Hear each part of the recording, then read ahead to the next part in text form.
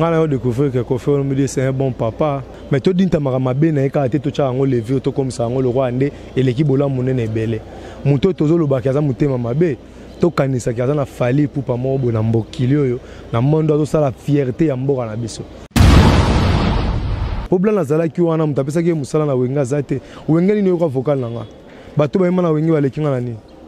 Na o manqué ni. Azala bien à continuer boulot na kitoko na wenge bana concert le 30 juin asala marketing nango bien atika na kombo Kofi aza soit adversaire en été mais Kofi a commis partenaire na pour apesi mo ane musala ko soki esali que na makambo nyonso nde l'équipe papa longwe musala na BCBG yo esalonde bokolonga musala to kolonga musala te mais ajo pas commis nango na entreprise normale ba komo keda retraite.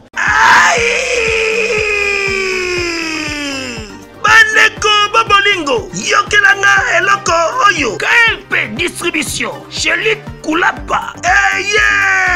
Société KLP distribution oyo ezali spécialisée na distribution ya ba boissons alcooliques lokola whisky, champagne, vin, PMI susu bazali koteka ba boissons non alcoolisées lokola Coca, Fanta, Ozamo Bimba.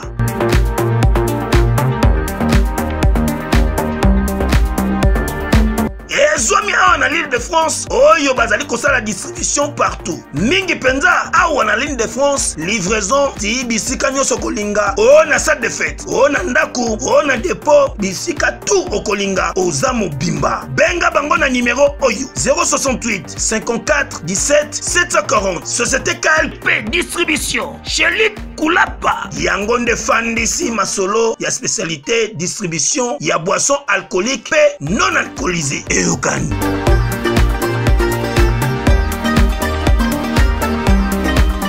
Étant que intellectuel, pourquoi tu as accepté de répondre ton père à la télé? Mon problème tout on a bantu et ça réclamation d'un gire différent. Marambo sali 25 ans ils ont en coulisses parce que na bango te. Mais père a le bien on a TV. C'est que photo que sambango wapi na TV. Parce que père a compris que ngana zu maman na cop. Maman na boulot elle roteki moi na mazembe pour na Congo to na mazembe na quartier latin boulot ba pesing les quartier latin père na soko comprendre asa la collectif ba proverbe toi qui to kwazaka na ngwana abakiselanga lisuna onga na zana ngona sangesa polobi famille na ye atikala ka Jésus ye mokote na famille na ya bota ba Jésus mais abimisa ta Paul ata Jean ata Jacob. Peuple de Dieu, ministère des affranchis avec l'homme de Dieu, l'ambassadeur de Christ ici sur terre, le prophète Emmanuel Dodi. Bamemeli binomo bange na fête de la moisson. Oyo ekobanda le 28 mai, pe ekosila le 16 juillet. 50 jours ya jeûne et prière, to se concentrer, tolo na potobuka, nanzele lo sambo. 50 jours, ya fête de la moisson, yaya ezali occasion mutu azangate. Et mongo clôture nango, mama yaka na mama e kozala somme na foire internationale de Kinshasa. Fikina, tokuta na biso nyonso, baye babotaka te, bakobuka mabota. Baye bazangi misala, okobuka travail, pe ba résultat ya ndenge na ndenge, oyo azana malade, ya kobuka guérison. Mais bana ya poto bakozala au rendez-vous. Bana na nzambe, bato nyonso balingaka nkolo, to bengi bino bongo le 16 juillet na foire internationale, fête de la moisson avec l'homme de Dieu, le prophète Emmanuel Dodi. Bah, les affranchis, nous sommes peuple congolais, tu es bien Moussali, Nanzambo, Nzambo, c'est la puissamment. On vous invite le 16 juillet. Ngamoropé na Rosalawana, na li bota mobimba toi pour expérimenter le boko ya Moussali, Nanzambe, Emmanuel Dodi. Fête de la moisson, l'homme de Dieu, Emmanuel Dodi. Moto Azan et Loko Nzambe, le 16 juillet à la fois. Foire internationale, tous en ma pamboli. Le prophète messager Emmanuel Dodi, l'ambassadeur de Christ sur terre, alobi mokolowana akosangisa lola na mabele pona komema mapamboli guérison pe miracle na vie ya bana nzambe oyo bakozala au rendez-vous na Fikine même ba oyo bakozala connecté na internet le 16 juillet 2022 na kati ya Fikine. Fête de la moisson, référence biblique Lévitique 23 15 à 16, Psaume 126 5. Moto Azangate. Eyakanie.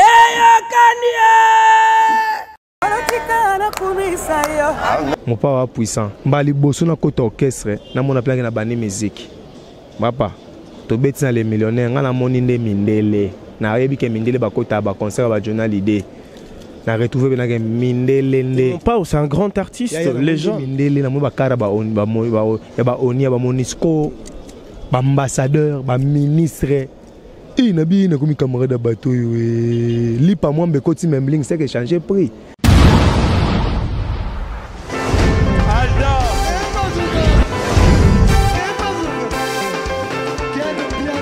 Personne ne va pour dire, on est quel bien là. Ailleurs, il y a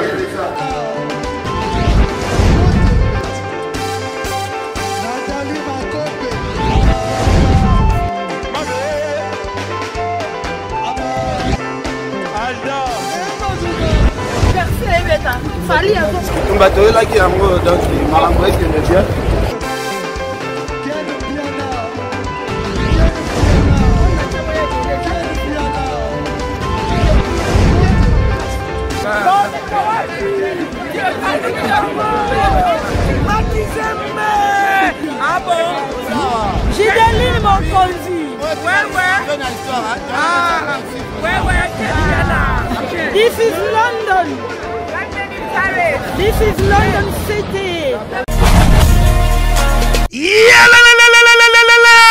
Après confinement, réouverture, Yanganda Taba, chez Djongade, Awa, Bokokuta, Biloko Nyonso Bolingaka ya Kotumba, lokola ntaba ya kitoko pe elengi, soso ya kotumba, ngulu ya kotumba, poaso ya kotumba. Esengali koyebake, chez Djongade, bafongolaka kobanda mokolo ya mardi, ti dimanche. Awa nde sika ambiance ezali kolala, adresse ezakaka se moko, chez Djongade, weekend, boza deja ya kosepela, chaque vendredi, bobanda kozwa Suzuki Luzubu, 4x4. Yende muta kosepelisa bino na ndenge ya kosakana te, oza kulia, oza komela, oza kopina. Pe chaque samedi, ekobanda kozala nde CNN, Alligator, na ba artiste mosusu. Bako banda kosepelisa bino na makinu ya defuate na bakunga ya kosakana te. Et puis, chaque dimanche, sombele suka bisanga, nde bokozwa les grands chanteurs. Emile alias de Mingongo, yende muta ko palola awa, boko sentir betue baou différence yena. Malolo. Oui, frère. Babi Djonga. Futur. Hein? Nous te recevons la 50 boîtes. La Katakin, c'est Djongaske. Soki olingo sala ba réservation, obengi na ba numéro oyo, pe ba ko servir yo joli kitoko. Chez Djongade, yango nde moboko ya ambiance na kati ya Paris. C'est naturel, soit. Et voilà donc, chers téléspectateurs, vous nous suivez de partout. Je suis Jean-Sylou Honda, attitude égale respect. Bonjour, bonsoir. À l'heure que vous nous suivez, ça dépendra de votre pays. Mais je salue affectueusement Yateo Zambrota. Il est scotché connecté à suivre cette émission. Aujourd'hui, chers téléspectateurs, nous allons recevoir l'artiste Blonda. L'artiste, il le joue maintenant, actuellement, au quartier latin chez Koffi Olomide, qui est figure emblématique de la musique congolaise. Blonda Mosaka, chers téléspectateurs, Teoragi Masola ba voiture, Teoragi que bon ça bango cadeau, mais aujourd'hui voilà le cadeau de l'artiste Blonda. Aïe côté la biso, Tobenga qui est bisagi que non, Blonda il faut tout mon amutuka. Il faut tout le monde à Moutouka parce que j'aime Boda, Bachaki Tembe, Batebele, Bachaki Tembe. Balobaki escort aux Moutouka, on a un solo. Aujourd'hui, il nous a surpris et puis il a accepté notre invitation. L'artiste Blonda Mosaka, il est là. Nous allons dire merci à Koffi Olomide, la légende de la musique congolaise, un artiste totémique, le formateur de grandes figures emblématiques aujourd'hui. Nous te saluons affectueusement. Et puis l'artiste, je rappelle à tout le monde que l'artiste avait presté le dimanche chez Millionnaire. Ça a été très bien, félicitations à l'artiste. Je crois nous aurons plus de programmes, des actualités de l'artiste Koffi Olomide et puis du quartier latin. Eddie va nous envoyer. Merci à Eddie pour tes actualités. Je vais avancer déjà. L'artiste Blonda Mosaka. Aïe, aïe, aïe, aïe, aïe. Ça fait du bien. Blonda Mosaka. Il est accompagné Blonda Mosaka. Bonne santé. Oui, Kimia na kin malgré tout dans la guerre na est, toujours compatir na bande ko faire des c'est son abi Kimia c'est na kosi. Partiment les colons dans la choc pour RDC est na biso menacé par ba voisin, mais toujours compatir na bango tout na bango to cha bango molende to kena bango tisuka. Il y a Willy Moucheni, Code Mondial, Yamboka Mobimba. Il est en train de suivre cette émission parce que cette émission elle est suivie la minute au Batba Talayo. Aujourd'hui, tu es chez Kofi Olomide, grand orchestre de notre pays, quartier latin. Et au salon, on a une impression d'abord, il y a Nini Yaliboso.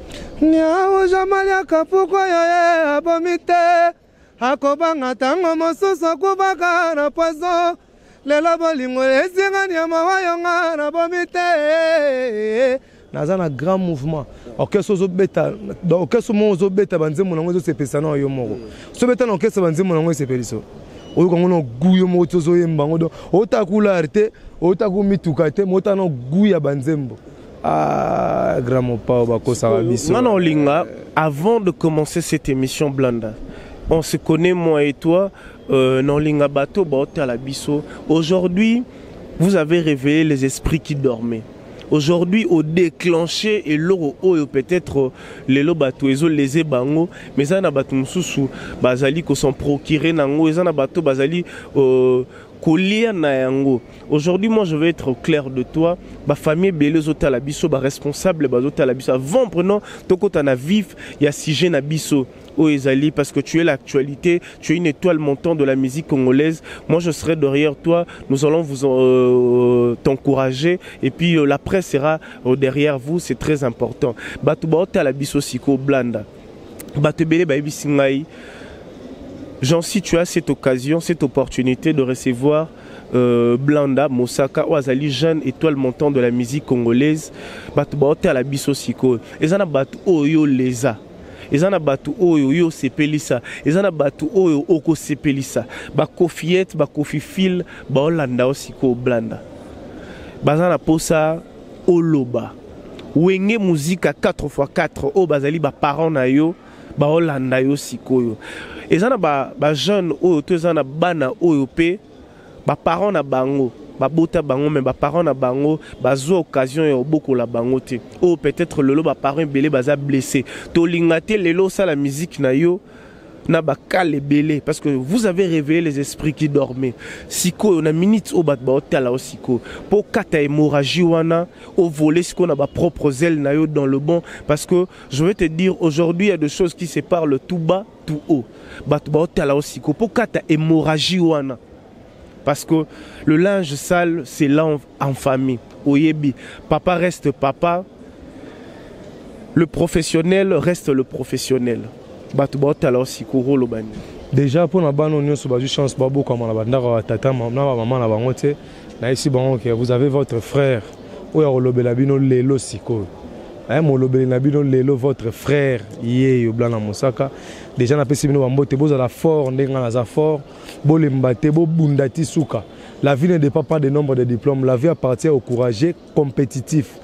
Vous allez courageux mais vous allez compétitif. Vous comprenez? Vous allez venir à katager, yeba obattre la superficie na yo, yeba obattre la ngenge na yo bunda.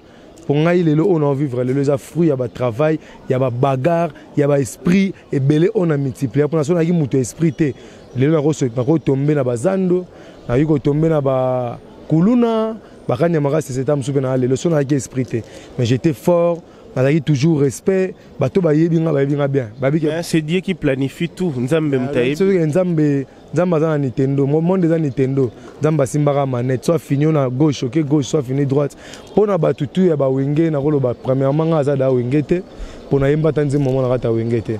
En tout cas, bato ba mieux placé au bela mamba wenge baza bazo ki balar nango yo yebi, ba kolo bela mamba ba 4x4. Baza ba papa na robo ya bango te mais sauf que baza ba père ba pesa nga musala te. Na umeli na chômage 25 ans na ndole. Na umeli na chômage mais ko na moni ke ba papa ba pesa te. Papa kulutu pas zati. Hein? So papa ko na mino atangisi mabe. So papa ko na mino peso place rola la mabe. So papa ko na mino asali ko ma visible na monde mabe. Mabe te bazaka famille mo biso tout maman na biso Congo. Maman na papa na biso Congo, maman na biso musique. Vous comprenez? Vas-y, ose mon tour le baratro parce que tu es intelligent. Batebele, je rappelle à tout le monde, il écrit de chansons. Et le cri de chanson, il a donné des chansons aux artistes de la République démocratique du Congo que nous n'allons pas citer les noms. Mais lui-même, il le sait, parce que vu que sa passion, c'est de faire la musique, c'est de servir la République démocratique du Congo à travers le monde. Blana Mosaka, aujourd'hui, par rapport à par rapport à Makamo, peut-être parce que vous avez réveillé les esprits qui dormaient. Parce que on ne provoque jamais la puissance qui vous dépasse. Parce que la puissance elle est qui intercalé la musique non parce qu'aujourd'hui tu fais maintenant ta musique chez Kofi Olomide quartier latin. Parce que vieux loup owana bazomona que non blanda azolo ba mabe ya papa na ye parce que la minute ceux qui sont papa na balongoli musala na BCBG et sala onde ni tant que moi. Si le wando mystique obi ko mba père na nuna e barate. Depuis on a mangana no ba mamba père na binote mais yo lingol ba mamba père na. Non, papa na za connu. Papa na monde musical. Yo za connu te na ko. Za connu te na monde musical. Ah donc bato ba yebi ngana lo ba mamba père na ebité so on y problème tout on a ba bantu eza réclamation d'un jury est différent. Nathalie pena tout que ba na bato maïle ba licencié, ba docteur de la loi, ba nani ba tomber pena na piège joane zo lekelanga fort. Comment ça fait tu vas différencier réclamation d'un jury ou bien jury. Ou bien jury et bembenao tout finao imbécile nao blédard li bomando. Vous comprenez? Mais ko rappeler mutu que ba droit na yo senga ba droit na yo. Kengani na bu funa vivre bien funa sokola tango sengna sokola funa lia tango sengna lia ils ingèrent vraiment. Moi je vais rappeler à tout le monde parce que le droit de parents envers les enfants existe. Le droit des enfants envers leurs parents, ça existe. Pourquoi vous avez préféré Yaroloban à TV l'État ezali pourquoi que na l'État te réclamer ba droit na yo? C'est pela na sagesse mo venanga fallait pour paloba. Na ndeko nanga mo bu na tanga kombo taloba na e.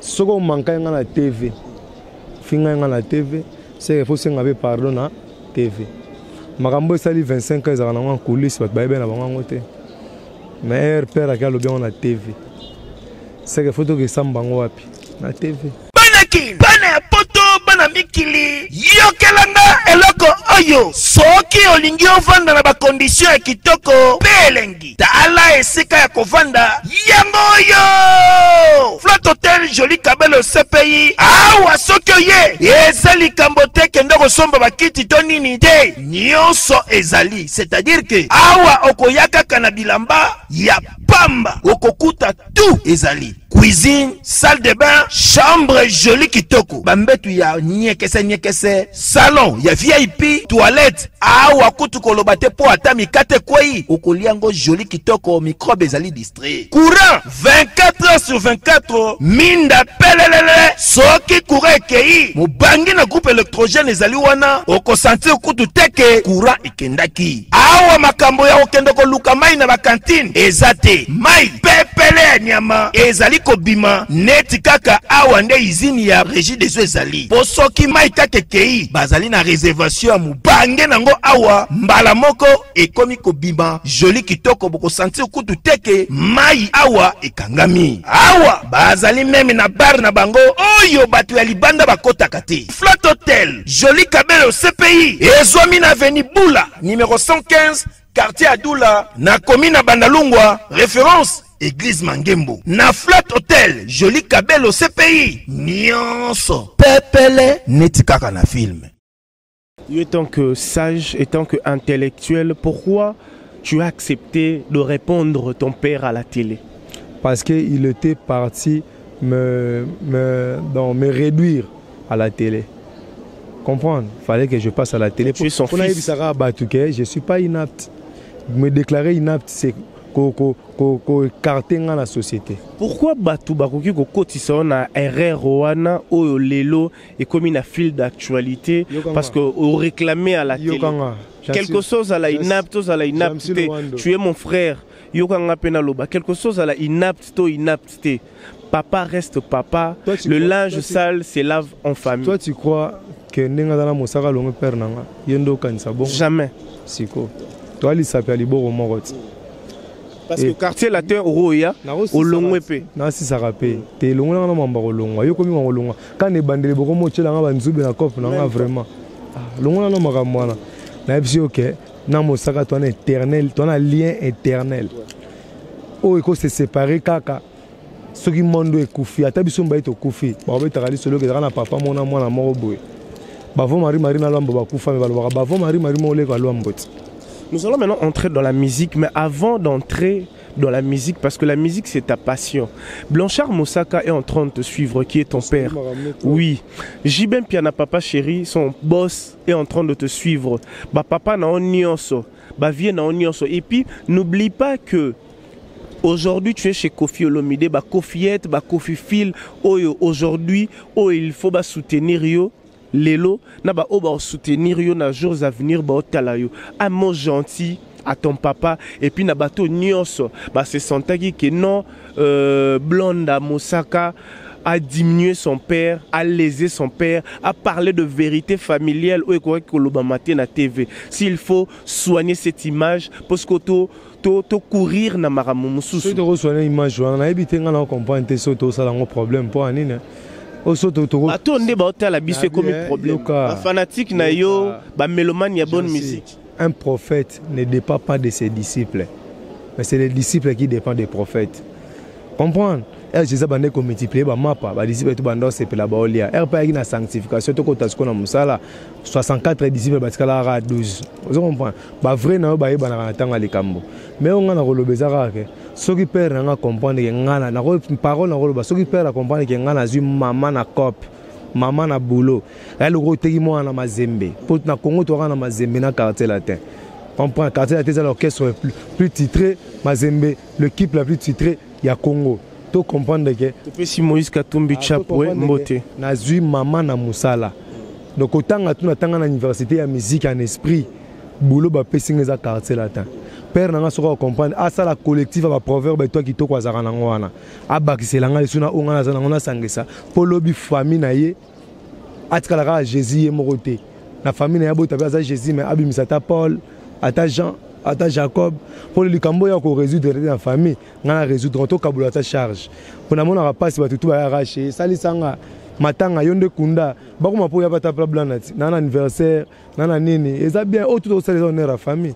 Aujourd'hui, c'est bien déjà. Sikoyo, pour na batu o eleza ki bango. En fait, ngalo ba batu ba monio lokola neti o leze bango. S'il faut t'excuser. Monisco place yo au salaire rezani. Obi ya Kofi Olomide na 3000 chansons au fond expliquer batu musu ba comprendre. Exactement. Mais ngalo linga sko to kota wana. Mosaka blana, c'est là où moto ezobima. Parce que pour moto bima te to devient nzela ngoti. To telemaka wana Mosaka blana. Parce que rebo ça la Mosaka blana. Un mot gentil, poto kanga parenthèse wana. Azala bien à continuer boulot na kitoko na wenge bana concert le 30 juin, asala marketing nango bien, atika na kombo Kofi. Kofi a soit adversaire en été mais Kofi a commis partenaire na pour apesi moi ane musala nana leki nanga saranira côté na ye leki nanga saranira côté maman nana ba Liliane ba Robin da Shadrach ba Meshach ba Grady nazana bana vous comprenez ce que to créer équilibre ba tout ba ara ko senga viete ba ko mape ko yo senga blana siko so ke sali que na makambo nyonso nde l'équipe papa longwe musala na BCBG yo esalonde Bokolonga musala to kolonga musala te mais ajo pas comme na entreprise normale ba comme keda retraite les anango gravité il a beaucoup travaillé non a bossé trop a ça il a 25 ans na boulot ils a débélé tu vois ils a gravité à soi ou déjà soi mais na limite que ba longole problème na koti quartier latin problème na zala ki wana mutapesa ki musala na wenga zate wenga ni yo vocal nanga bato ba na wengi ba lekinga na ni na o manqué ni. Voilà, donc chers téléspectateurs, merci à tout le monde. Vous êtes scotchés, connectés à suivre cette émission de partout. Affectueusement, je salue le président Adonis Ngamani, le sénateur à vie, Motema Jili Kitima. Toi-même, tu sais, Roger Kitima, la famille est le sacré. Le président Adonis Ngamani, JSK ne tombera jamais. Blanda, aujourd'hui nous sommes fiers de toi. Après, préparatif, temps, il y a coupé Sabatou Banzem. Aujourd'hui, maintenant, tu as eu cette occasion d'être avec Kofi Olomide. Ce qui est là, Nzembo na quartier latin. Nzembo ne kozala na maloba nini. Ezo sala nga pa sina biso ke Banzembo lobi na butu ba soani na mutu na nga. Discussion va nous sala ngana boto maliboso ngainde ngai do ba leki tellement bien c'est on à la calme mais c'est les anges qui décident comprendre monde spirituel te gouvernera leader na bino prophète na bino yeyo comprendre pour naza leader ya collectif ya esprit nanga o gouvernera c'est spirituel. Vous comprenez? Est-ce que banzembo ondo yo pesa batu okaba oteka o esala succès baba phrase o yo pesa batu balobela na banzembo est-ce que sko to retrouver na nzembo o so zui chance wana oui bando botama ngana avant to botama to kuta da fleuve Congo a distribuer mai Congo mobimba après ça Kinshasa mai mais so yo ka ke fleuve Congo kauki azaka o azawana mutongo yo telemine eza msima paleta mutongo yo telemine mais c'est nzembo mais c'est tout. Mais Koffi Olomide c'est le plus grand parolier de tous les temps. Dirait n'empêche pas que ça que blanc na bomba no ba plano mais zoa o. Ye maninga ça na ba tutu et ça là bien, vous comprenez. Mais yeba ki babiloko ça babiloko peneza. Sikoyo babiloko ezali chanson oyo sozui chance d'opportunité ba pesio na quartier latin et kozala na thématique nini et kozala na titre nini est-ce que kozala nzembu oyo kosala par rapport ya vie na yo oyo bando bana musique to ezala ba chanson d'amour ya bolingo ya mwasi na mobali ezaba genre ya banzembu ni bako saote cause primaire eza amour cause primaire eza amour parce que Dieu est amour na critérium ya nzambe ya bolingo na attribution na yo wana ya pour nzambe na 3 attributions omnipotent omniprésent omniscient comprendre omniprésent de bimisa caractère wana amour alors amour ndezo combler tout Jésus Christ a dit 10 commandements sur global qui ont encore lobi linga moninga nengo mili moi si pas mon ningati linga ka nengo milinga so lingi moi so sale mabe est-ce que Jésus loba ke o tiemba ba kuluna batika kuluna ne pas kana ba kuluna balaite bakata mutu lito na miso ya Jésus te est-ce que Jésus ba ke yipsa ba menise ba beta sete Jésus loba ke yipsa ba pécher mbis aloba ki kaka linga moninga nengo milinga na yeko longola lo ya Moïse te na yeko bakisa pe le côté mais linga moninga milinga so ngata ke descendant ya kimbangu ya ba Jésus Christ ya ba Branham ya ba Bouddha ya ba tuana tout à que descendant na bango c'est que fona za l'incarnation vivant ya amour car tu la tête tellement likolo ya amour vous comprenez donc fona yemba amour mais na facette na ngamour bo. Donc ça sera quelle facette? Biloko ze profil nini ya blana ya sika. Biloko ze belé. Tout de valete baoyiba. Maintenant aujourd'hui, ça t'est fait comment d'être devant un grand artiste qui est un artiste totémique, figure emblématique de la musique congolaise, légende de cette musique. Il a vendu la musique congolaise partout où il va. Aujourd'hui, Blonda, tu as cette chance grâce à ton talent d'être avec Koffi Olomide. Et où ça l'a ondé? Ce qui m'a épaté chez Koffi Olomide, je suis fanatique. Boss a dit que je suis frère. On a bien Mikolo Mansa Moussa. Il y a une histoire de Mansa Moussa. Mansa Moussa, c'est le plus grand riche du monde de tout le temps. Au Bako Sarabatu à Salomon. Mais il y a Mansa Moussa, le Malien. Il a existé avant Jésus-Christ. Vous comprenez avant Salomon. Donc, bon, ça n'a comparable à rien. Ça va banque tout le monde est cocaté. Taba Tungelenda quoi nord. Parler mais en nord. Mansa Moussa. Grand mon papa Mansa Moussa. C'est que j'ai compris chez lui. Richesse n'a pas va parler. Mansa Moussa. Comme on est à Mikolo Yangwana. Ouais, Koffi Olomide Quadra Koraman le Mansa Moussa. L'homme le plus riche de tous les temps de la musique congolaise. Maintenant le bano richesse à Koffi dans nos cartes. Et ça va parler te. Richesse à Koffi ça va mélodie. Tu sais, que la musique est un art agréable à l'oreille. Cause primaire ou exception à première. Pour l'humanité, c'est l'art de combiner les sons. Koffi Olomide a compris. Moi, je vais la musique, mais je vais définition de la musique. La musique, car rapport avec la musique a gagné vie. Mais Koffi Olomide, c'est servant la musique pour gagner vie. C'est servant la musique pour vendre philosophie, la pensée. Alors, à remplir 3 critères. Tu peux le monde avoir un critère. Un critère est Koufa. Deux ans au monde en tant que libéla. Ce qu'il faut le mettre à faire 3 critères. Texte, mélodie. Texte, mélodie, l'argent. Maintenant toi déjà, aux en a texte.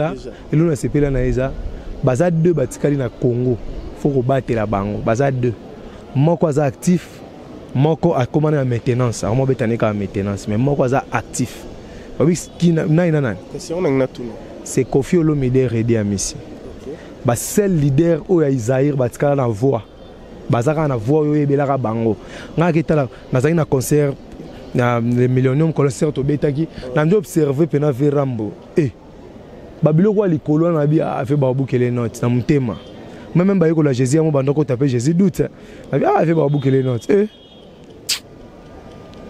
vers abeta likolo na beti 4 chansons likolo tito kaboni na concert vous zikité il est passionné de la musique ko ngana mona nka pas ready ve na ngana comprendre bien que Koffi Olomide azaki na vrai vieux ready à Miss bavanda trop pour ndeni bakozo kana kabatika la bango de na bavoix siko ngana mituni le jour où on vous a présenté Blanda Mosaka sur scène na Koffi Olomide, tu as impressionné tout le monde. Comment tu t'es préparé pour un jour où il va présenter Kyo et puis une très belle chanson de Koffi Olomide. Franchement, na pone une chanson pas si na lingana mbanze moment était facile on dit moment tamsu bossa embara normal te banze mo mélodique normal les ça mais la chanson ça la technique vocale j'ai été impressionné est-ce qu'on a Lukatek papa nanga boss Andimi na la plus grande chanteuse d'Afrique de tous les temps comparable na ba Miriam Makeba na ba Yvonne Chaka Chaka pour le monde comparer na Yazate faut zonga moi kala pour comparer honorable Cindy Leker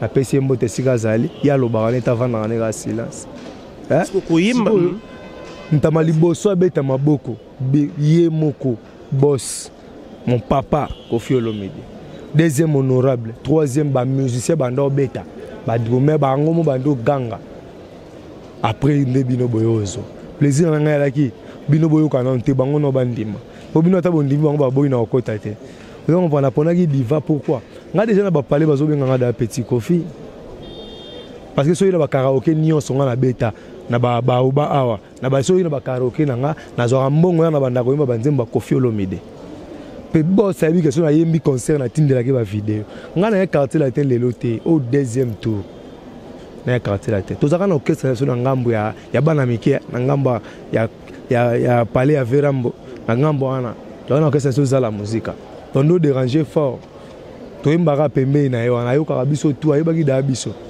mtalibosa ko tagi masala nga Chicago drummer deuxième ngambo leader na yapi makambo simbi mais ba yo problème na vie ndo sala ke na yo mo problème na latino na bepo kwa noko yo motoko sama mingi na ba escroc pe o mata bangomba ya mangengenge ona kosala ba jeune prière o nyonso ozwa likambo ya voyage ka se simba kate tala agence de voyage ya solo pe assure yango yo agence de voyage Orso Traveling awa bazali kosala musala kitoko pote ozwa visa na yo na pete nyonso kasi tunanga nini bazali kosala pe réservation ya ba hotel pe réservation ya billet na yo na bamboka lokola Chypre, Cuba, Albanie na 2 semaines ya pamba ozwi visa na yo mobimba na niveau ya 2 fois te pe espace Schengen ya kosaka na kutu te okozwa visa na yo kitoko na mbongo mukie lekete penda ozwi visa na yo pe o voyager na kimia nyonso agence Orso Traveling ezwami na numéro 397 boulevard du 30 juin référence Kin Marché Expel Store na commune Gombe en agence de voyage Orso Traveling bazali kosunga bato poto okende poto na pete nyonso po bato ya lokuta bakomi ebele non ba supporter bagangi ngamona se sentaka lésé époque où yaka banane bazara na lati époque na yaka na kutaka J3 bébé J3 te J3 o ya Jean Franco na kutaka babia ndonga chokorona ave nanga mbetenge babia mtasa sanga tese na mbetenge asala tese na destination yoso kangana kolela epai ozali okangi matoi ata na ndoto na yo linge kotute ngai na pénétre mémoire na yo chanson na sala tese na yembi ve nanga buro na yembi ve nanga fali makoti mouvement na dérangeant na Verambo libanda obeta scrabble na kati na Bila del Perlo nga libanda na banda ko ganga na koyemba banda 12h ti 15h dérangement leki tel vraiment il faut jouer à scrabble ta ba phrase na maman danser wana cop na biso maintenant to beti match na vete pour faire a gagner arabat ya gagner arabat bou et au sala ke na telemi libanda na bandi koyemba na 15h boss abimi vraiment au kati ndanga nini quoi do banda na beta scrap biso déranger nga yembi siko na bimi o kati ndenge ni bandi suko yembo otikali na nini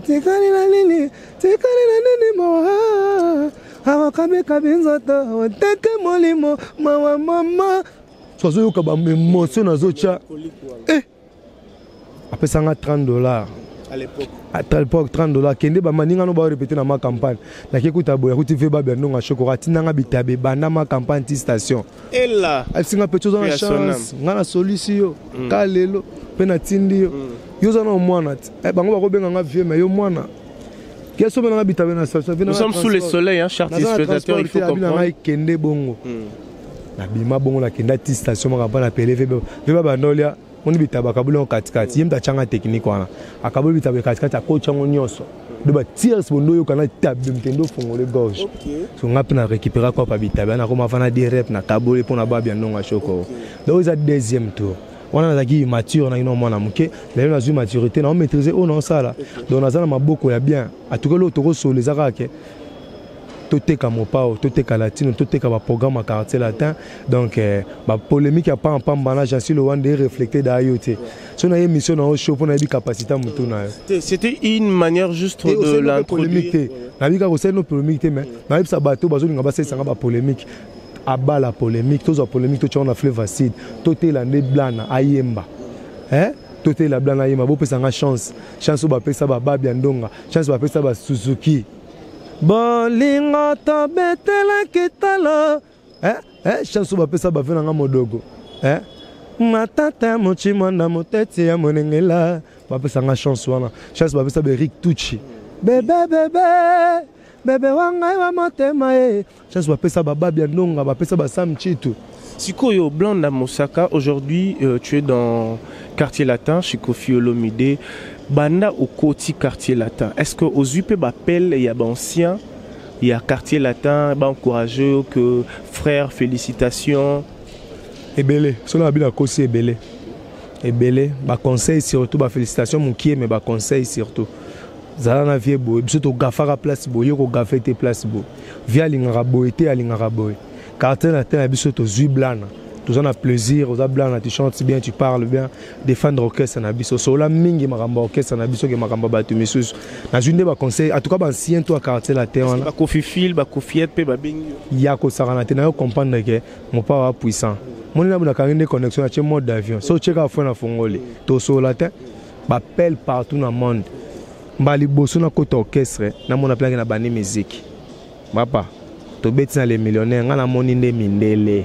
Na rebi ke mindele bakota ba concert ba journal idée na retrouver na ke mindele nde pas c'est un grand artiste les gens mindele na mo bakara ba on ba oni ba monisco ba ambassadeur ba ministre na bi na komi camarade bateau li pa moi be koti memling c'est que changer prix est-ce que li pa moi ba cité na memling était comme prix moko blana moya balabala a comme ce qu'on a quartier latin donc on peut changer quoi. Nous sommes en plein 21e siècle, chers téléspectateurs. Je rappelle à tout le monde que dans la ville-province de Kinshasa, la République démocratique du Congo, nous sommes à la saison sèche, donc nous sommes vraiment sous le soleil. Nous avons voulu vraiment présenter cette émission pour vous présenter cet artiste talentueux, une étoile de la musique congolaise. Aujourd'hui, Blonda Mosaka joue chez Kofi Olomide, légende de la musique congolaise. Objectif Nayo. Ezanini pour quartier latin. Comment déjà tu te prépares chez toi à domicile parce que répétition déjà yango bandi, concert et bandi, préparation na yo moralement, physiquement, spirituel les andene. S'adapter dans quartier latin les blaguité ça passe makasi. Difficulté les bosso on a mona. Faut na s'adapter les répertoire. Na lingara Kofi Olomide na banzembo mais na ko sote belé. Na ebité eleki ebele donc au fond na batikela ngata na kanga na zo temps ya kokanga na malembe to komara préparation na ngeza répertoire préparation na répertoire koloba bien ko verser batute ko zokisa batute pour anaza na déontologie quartier la tente quartier la teza paix amour comprendre harmonie c'est ça quartier la tellement na o benga cœur choral déjà harmonique. Si on a fait ça derrière harmonie, on a le capenda qu'on a na katia choral ou on a na hôtel mawapi. Vena so Suzuki a télé mara awa, donc on a hôtel mawapi. Pour quartier la tesa Bible c'est comme maman.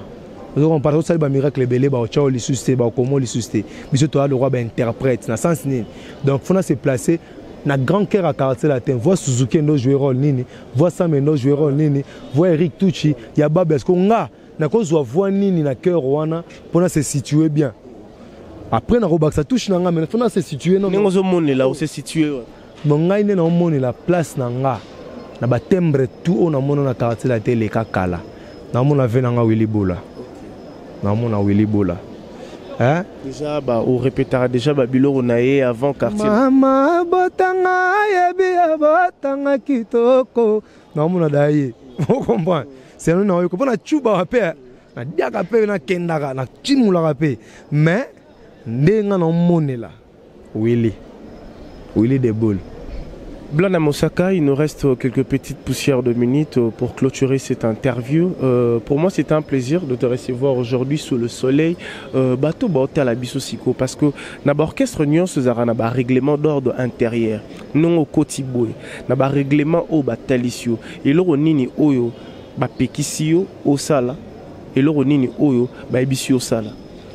Moni, ce qui n'a vie, au commis qu'on révèle, le principe sacré. Il y a des gens qui ont peine. On est sacré à l'orchestre. Pour que ça va être une formule magique. Ou que ça va être un secret pour nous. Vous comprenez? Et on est un sacré. À cause de ça, on a dévoilé. Boété, ça la boé, ça la boété. C'est bien, mais là, on a séparé la Kofolomide, c'est un papa. Interdiction à les bosso. Tika combat père now. Et l'aura les bosso. Tika combo ya. Tu as toutes des qualités à oriner sans combat père. Comprendre? Il y a mis balai. Nous avons sauté dans le dévoilé, mais il y a mis balai sa ponctualité. Zala quoi mon délai?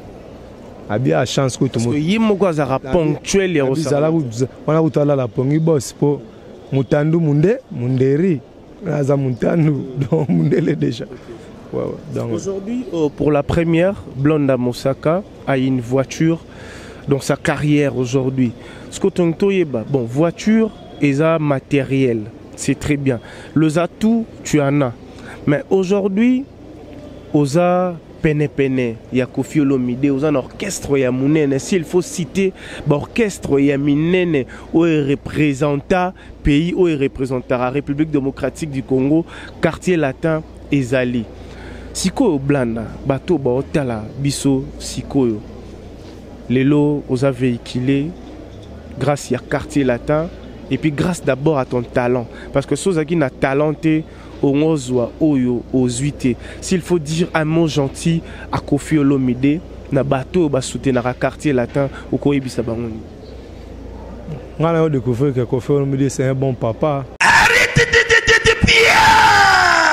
Yokelanga Eloko Oyo. Restaurant business class VIP Bruxelles. Yeah, yeah! Restaurant business class VIP. Yeah, yeah! Ouais, zali na ba cuisine spécialisée na ndenge ya mukiete lokola. Cuisine spécialisée congolaise pe africaine. Awa soki okoti. Biloko tu ya mboka. Okoliango joli kitoko. O makayabu. Kwanga. Mbinzo. Ndakala. Okoliango joli kitoko awa. Bilubutu. Elamba maka awa. Bongo biloko ya kotumba lokola soso. Ntaba. Mbisi. Awe tumba maka joli kitoko na niveau ya kosakana te. Olie ozamo bimba. Na restaurant business class VIP. Na Bruxelles. Bazali pe na mobange na salle oyo. Ba organizaka activité ya ndenge na ndenge lokola ba soirée, ba anniversaire, mariage, conférence, pe ba activité mosusu ekoki kosalema awa. Ozotu na ngai soki ezali wapi? Restaurant business class VIP na Bruxelles.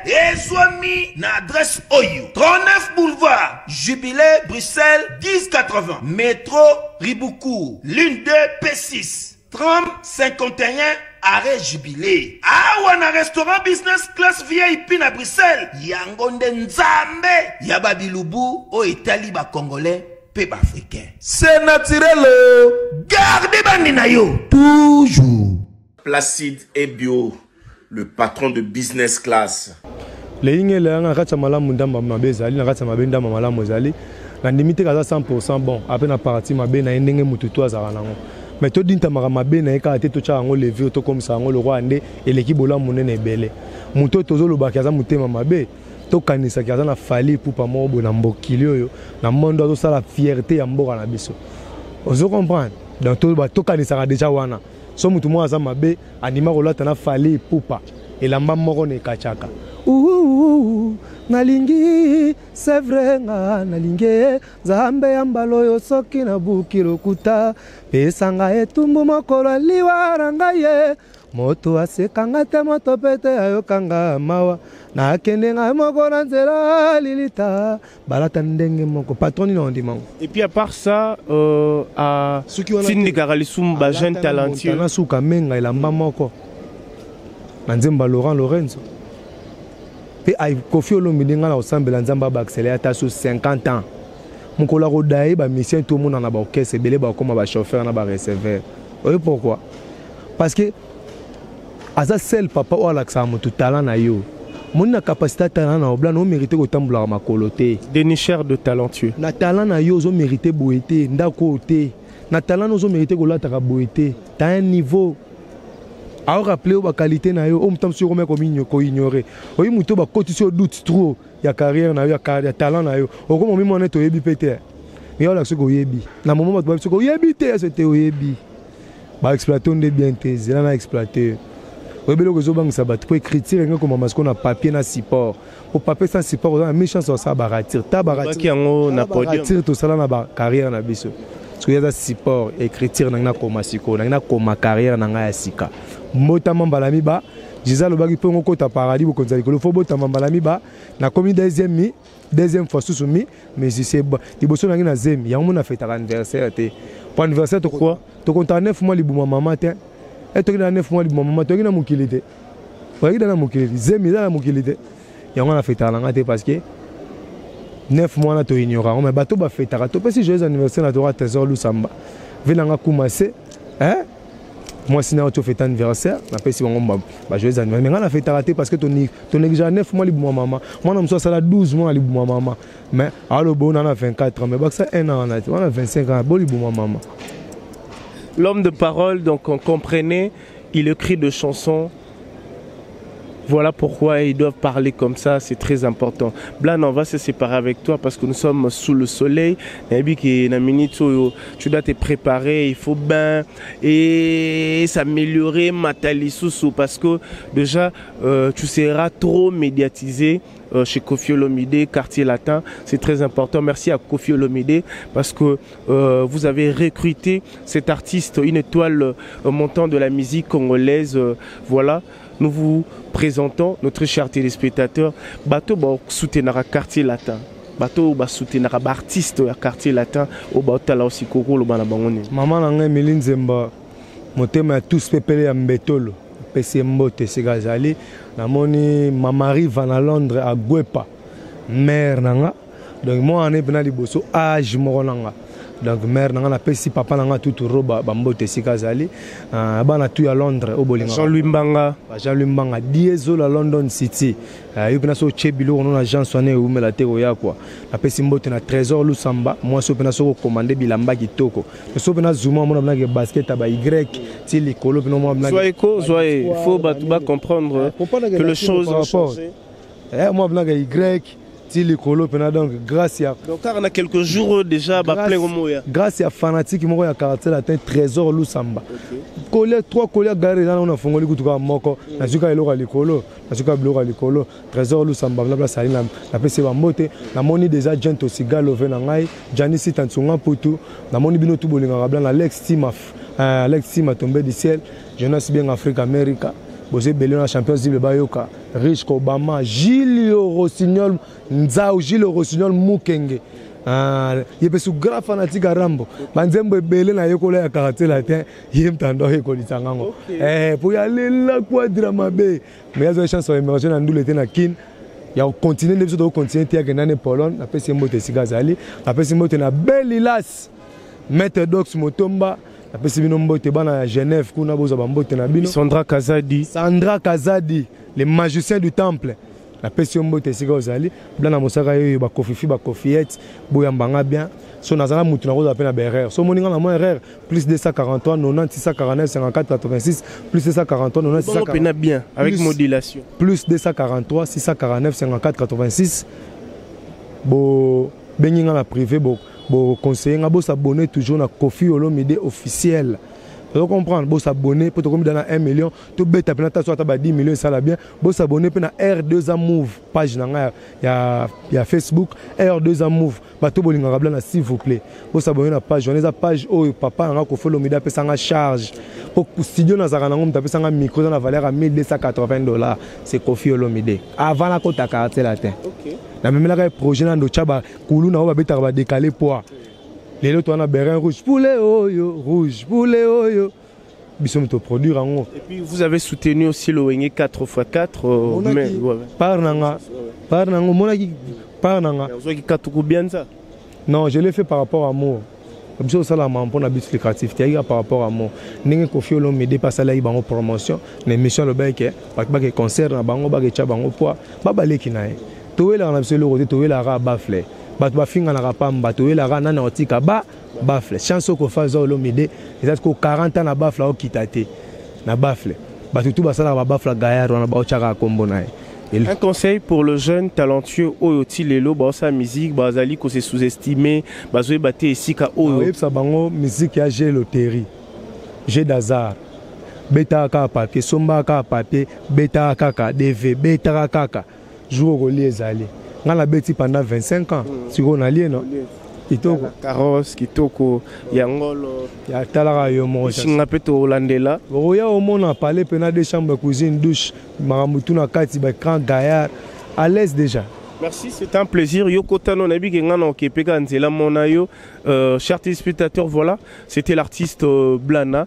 C'est un plaisir. Il y a Théo Zambrota, toi-même tu sais. Moi je vais entrer déjà. Je crois ça sera quelque chose de très bien. Soutenez vraiment l'artiste. C'est très important, chers téléspectateurs. Aujourd'hui, Blana Mosaka est en train d'évoluer auprès de Kofi Olomide, qui est figure emblématique de la musique congolaise, légendaire de notre musique, l'homme de Tchatcho. Nous te souhaitons bon vent. Allez-y, chers abonnés, abonnez-vous aussi massivement dans sa chaîne Kofi Olomide officielle. Ça sera quelque chose de très important. C'est une manière aussi de soutenir l'artiste.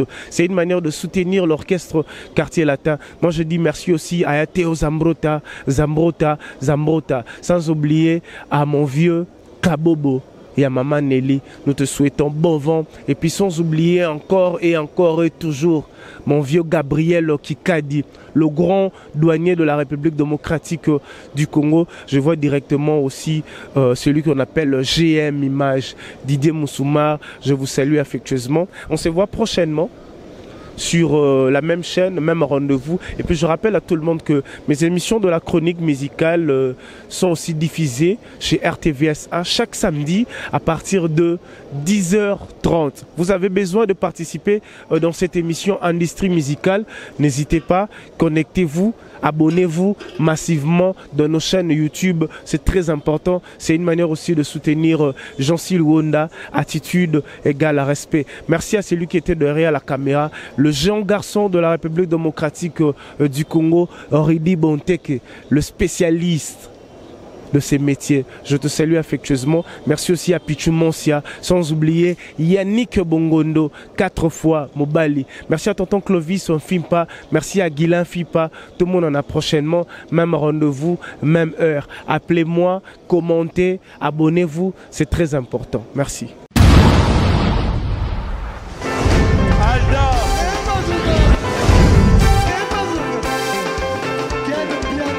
Personne m'a conduit, le monde est bien. Ailleurs, il y a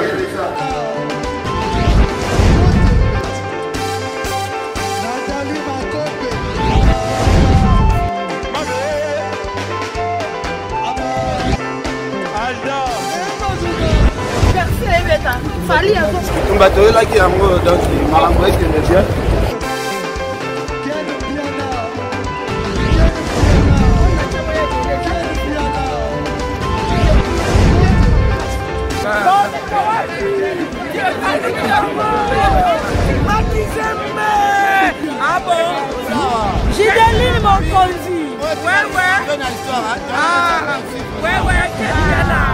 This is London. This is London City.